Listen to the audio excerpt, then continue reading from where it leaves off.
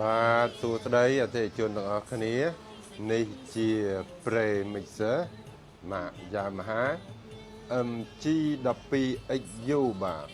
Mixer នេះផលិតនៅឥណ្ឌូនេស៊ីនាំទៅជប៉ុនស្តង់ដាររបស់ជប៉ុនបាទ16 Channel Yamaha បើនិយាយពី Yamaha នៅយើងនេះគ្រាន់តែឮ Yamaha បានន័យថាស្គាល់ហើយបាទពេញនិយមខ្លាំងជាងគេបងអស់Yamaha បាទ Yamaha អានេះក៏ជាស៊េរីបន្ទាប់ពីចុងក្រោយដែរបាទវាមាន EQ របស់វាមាន4បាទអុកមាន2បាទ2ឯងមានដល់3ណាបាទនេះ FX អានេះបាឡង់បាទមាន compressor មាន gain ហើយ FX របស់វាស៊េរីមិនសាំញ៉ាំច្រើនទេបាទមានពី1រហូតដល់24ទេបាទឥឡូវយើងមកមើល FX របស់វា Eco របស់វាថាតើ Eco របស់វានឹងយ៉ាងម៉េចដែរបាទ Alo 1 2 3 Alo 1 2 3 Alo 1 2 3បាទនេះជា reverb បងប្អូនណា reverb អ្នកចម្រៀងអ្នកជំនាញខាងច្រៀងអីភាគច្រើនគេច្រៀង reverb គេអត់ច្រៀង echo ទេបាទព្រោះអី reverb ច្រៀងព្រោះបាទ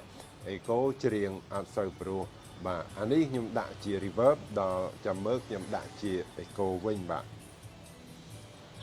Alo 1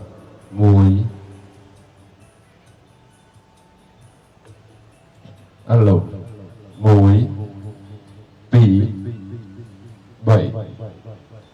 បាទ echo អាឡោះអត់បងប្អូនអាឡោះបាទចង់បានប៉ុណ្ណាគឺបានប៉ុណ្ណឹងចង់ថែមឲ្យញាប់ជាងនឹងគឺថែមបានបាទ Alo 1 2 3បាទនេះរៀងញាប់បាទញាប់យើងចង់ញាប់យើងតឡើងវាមកបាទ Alo ញាប់ហើយប៉ុណ្ណឹងញាប់ហើយបាទបើចង់វើទៅថយវិញ Alo 1 2 3បាទអញ្ចឹង brand Yamaha ហ្នឹងភាគច្រើនបងប្អូនស្គាល់ហើយណាគ្រាន់តែឮតែ Yamaha ហ្នឹងទូទាំងប្រទេសហ្នឹងគឺស្គាល់ហើយ Yamaha ហ្នឹងបាទ made in Indonesia នាំទៅជប៉ុនបាទស្តង់ដាររបស់ជប៉ុនខ្ញុំយកពីជប៉ុនមកវិញបាទ Alo Alo 1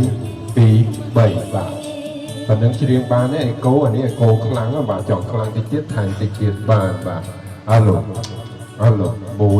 ហ៊ីបាទ Echo នេះខ្ញុំចូលចិត្តដោយបងប្អូនដែរព្រោះអីខ្ញុំអត់សូវចេះច្រៀងបាទអញ្ចឹងត្រូវការ Echo ខ្លាំង Alo 1 2 3